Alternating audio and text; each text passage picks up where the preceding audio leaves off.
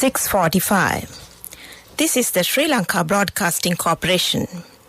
The news edited by Lakshman Fonseca and read by Geetanjali Ramanayaka. The Minister of Finance extended the closing date for the submission of requests for proposals for the foreign currency term financing facility.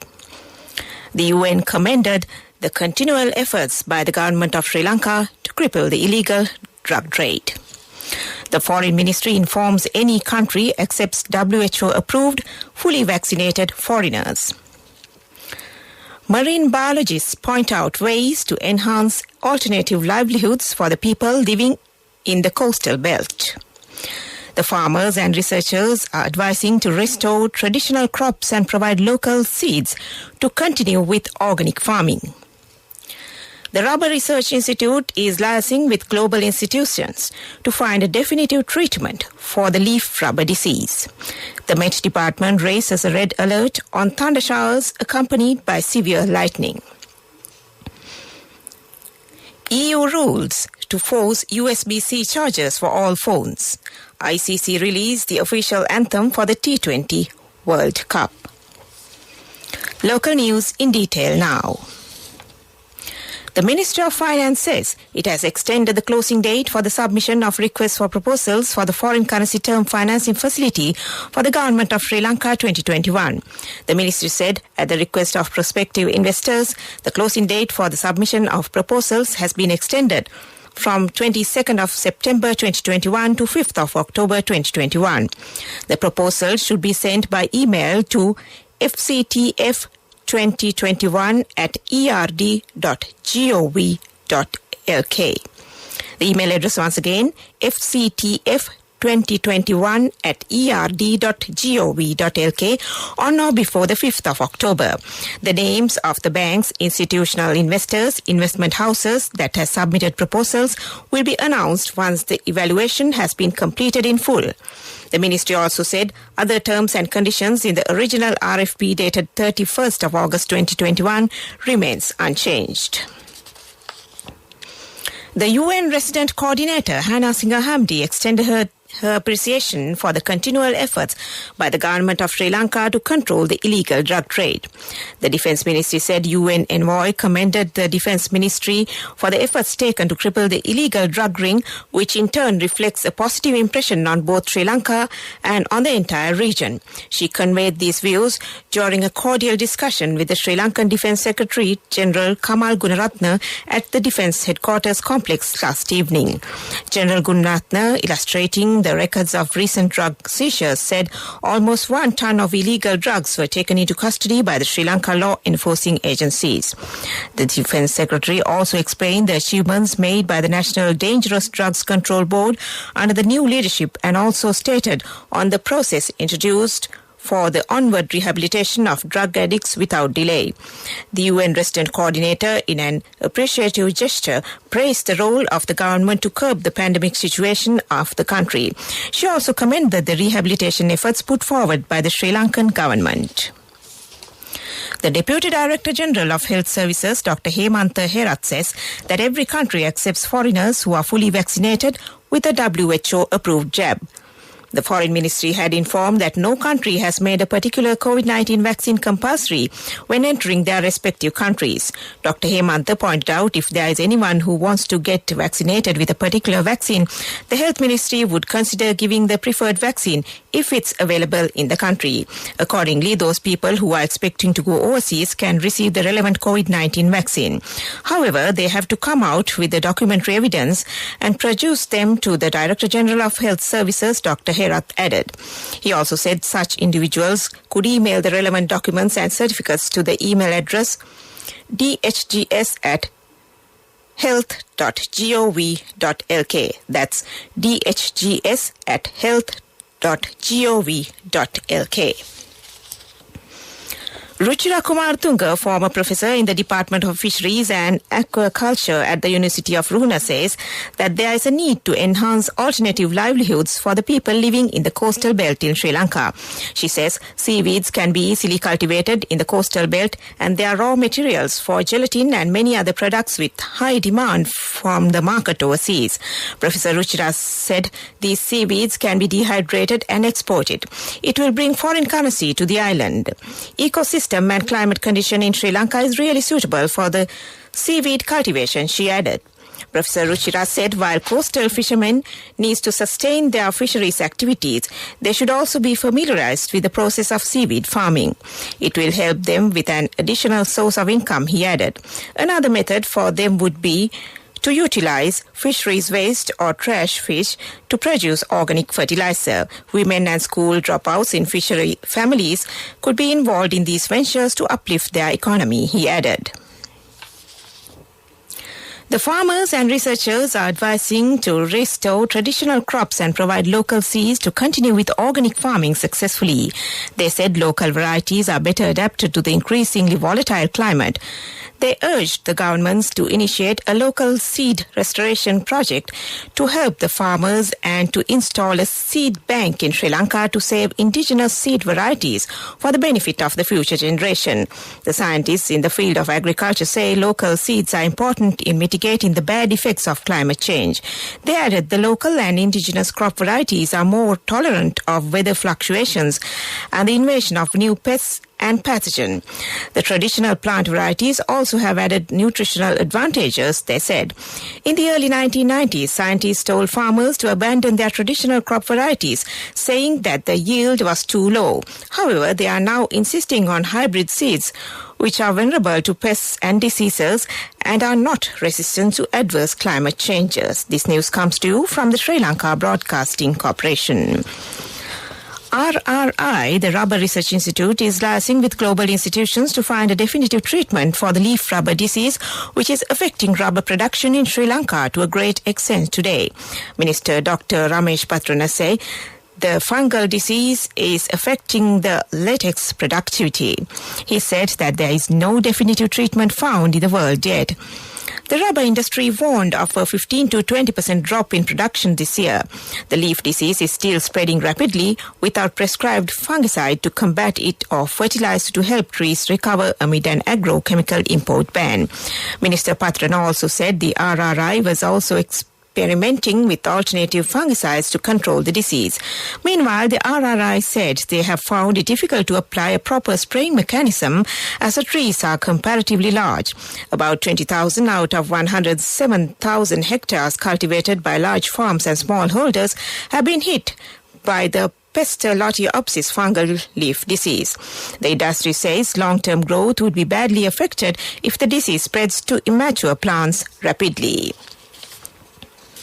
The annual loss of fruits during post-harvest operations represents about 210,000 metric tons of fruits in Sri Lanka. A study jointly conducted by the National Engineering Research and Development Centre and the Faculty of Engineering, University of Peradeniya reveals it is about 30 to 40% of the harvest, representing approximately $90 million losses in financial terms. It added annual loss of vegetables during post-harvest operations is quantified about 370,000 metric tons, which represents approximately $110 million loss. According to the study, the crop damage is occurring due to improper transportation, poor storage, technologies and harvesting crops at immature stages. And that ends local news. A mother knows the pain of each member of the family.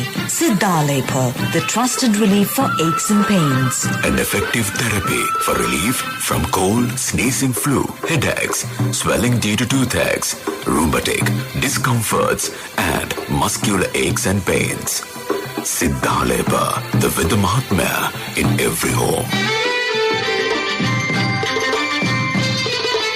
The main news story is brought to you by Siddhalepa Vedamahatmya. The Ministry of Finance says it has extended the closing date for the submission of requests or proposals for the foreign currency term financing facility for the Government of Sri Lanka 2021. The ministry said at the request of prospective investors, the closing date for the submission of proposals has been extended from 22nd September 2021 to 5th of October 2021. The proposal should be sent by email to fctf2021@erd.gov.lk on or before the 5th of October. The names of the banks, institutional investors, investment houses that are submitted proposals will be announced once the evaluation has been completed in full. The ministry also said other terms and conditions in the original RFP dated 31st of August 2021 remains unchanged. And that was our main news story. The main news story was brought to you by Siddhalepa Vedamahatmya. Brush your teeth twice a day for healthy teeth and gums. Supiriviki and Kakulu, your trusted brands in oral care for many years. Supiriviki Ayurvedic toothpaste for adults. Kakulu Ayurvedic toothpaste for kids. 9 Ayurvedic ingredients of Supiriviki will protect your teeth and strengthen your gums. Supiriviki and Kakulu, products from Siddhalepa. And now in Watchlight. The Ministry of Mass Media says that the public has been provided with the opportunity to get information relevant to the state language policy. The ministry said that the public can get information from the State Languages Commission by calling over the telephone numbers 071 952 1436 and 076 1477 833. That's 071 952 1436 and 076 1477 833. And that was Watchlight. World News. In the headlines, EU rules to force USB-C chargers for all phones. Wuhan scientists plan to release coronavirus particles into cave bats, leaked papers reveals. Supermarket giant Tesco insists the UK government to take urgent actions to find lorry drivers. World news in detail now. Manufacturers will be forced to create a universal charging solution for phones and small electronic devices under a new rule proposed by the European Commission. The aim is to reduce waste by encouraging consumers to reuse existing chargers when buying a new device. All smartphones sold in the EU must have USB-C chargers, the proposal said. Apple has warned such a move would harm innovation. The tech giant is the main manufacturer of smartphones, using a custom charging port as its iPhone series uses an Apple-made Lightning connector. Most Android phones come with USB micro B charging ports or have already moved to the more modern USB-C standard. Supermarket giant Tesco has told the UK government that the shortage of lorry drivers will lead to panic buying in the run-up to Christmas if urgent action is not taken.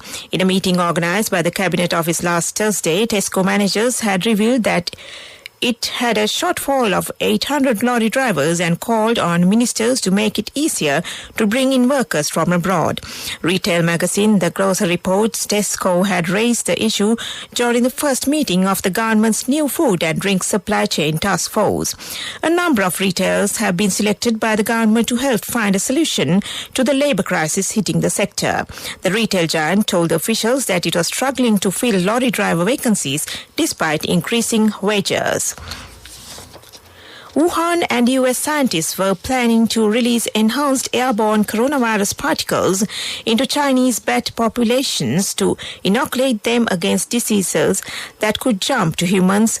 Leaked grant proposals dating from 2018 show. New documents show that just 18 months before the first COVID-19 cases appeared, researchers had submitted plans to release skin-penetrating nanoparticles and aerosols containing novel chimeric spike proteins of bat coronavirus into cave bats in Yunnan, China. They also plan to create viruses genetically enhanced to infect humans more easily and requested $14 million from the Defense Advanced Research Projects Agency to fund the work. Back to the headlines of the world news. EU rules to force USB-C chargers for all phones. Wuhan scientists plan to release coronavirus particles into cave bats, leaked papers reveals. Supermarket giant Tesco insists the UK government to take urgent actions to find lorry drivers. And that ends world news. On to development news. Indian External Affairs Minister Dr. S. Jaishankar met the Foreign Minister G.L. Peres in New York. India held comprehensive talks covering a wide range of issues relating to both countries. The Sri Lanka Foreign Ministry said that Minister Peres briefed the Foreign Minister about the pragmatic and tangible action taken by the government to resolve residual matters after the end of the conflict. He said Defence Ministry and Justice Ministry were working collaboratively to address the key issues such as revisiting the Prevention of Terrorism Act, releasing of LTT prisoners and empowering independent institutions. And that was development news. Sports news. The Sri Lanka Premier League, LPL, is to be held from the 4th to the 23rd of December 2021, the Sri Lanka Cricket Board said yesterday. The second edition of the Lanka Premier League will consist of 5 teams, with each having a 20-player squad. A squad will consist of 14 local and 6 overseas players. Overseas players entering the LPL player draft should have represented their respective national team or played first-class cricket or should have taken part in a major T20 franchise-based cricket in full member board tournaments, the Sri Lanka Cricket said. Meanwhile, ahead of the T20 World Cup, International Cricket Council ICC yesterday released the official anthem for the marquee event scheduled to be played in the UAE and Oman. The anthem has been composed by famous Bollywood music composer and singer Amit Trivedi. The T20 World Cup is to start from October 17th and the final match of the tournament will be played on November 14th at the Dubai International Cricket Stadium. Team India is being considered as a strong contender for the title this year. ICC took to social media to share a video of the official anthem via its Twitter handle, in which Indian cricket team skipper Virat Kohli, West Indies skipper Kieran Pollard and some other star cricketers like Rashid Khan and Glenn Maxwell are seen in animated avatars. And that was sports news. A safe, easy and versatile app for all your banking needs. NSB Pay for monetary transactions, bill payments, reloads, credit card payments and Lanka QR transactions. A range of facilities with multiple account registrations. Access to your bank needs wherever you are. Download the NSB Pay app from the Play Store or the App Store for free now. For more information, call your nearest NSB branch or 0112 379 379. Conditions apply. Business news. Sponsored by National Savings Bank, the safest place for your money. BCC Lanka Limited has formed a strategic alliance with LHSP Natural Food Products Private Limited. The Industries Ministry said the two companies recently entered into an agreement to meet the coconut oil demand in the country, providing an opportunity for consumers to buy high-quality pure coconut oil. It added the BCC Lanka will be given a new lease of life with modern technology and high-tech machinery to get back into business in a bigger way, a senior official of the ministry said. The new strategic alliance will harness the maximum production capacity of the BCC and also make the use of BCC's underutilized machinery more productively. And that was business news. Business news. Sponsored by National Savings Bank, the safest place for your money. A safe, easy and versatile app for all your banking needs. NSB Pay for monetary transactions, bill payments, reloads, credit card payments and Lanka QR transactions. A range of facilities with multiple account registrations. Access to your bank needs wherever you are.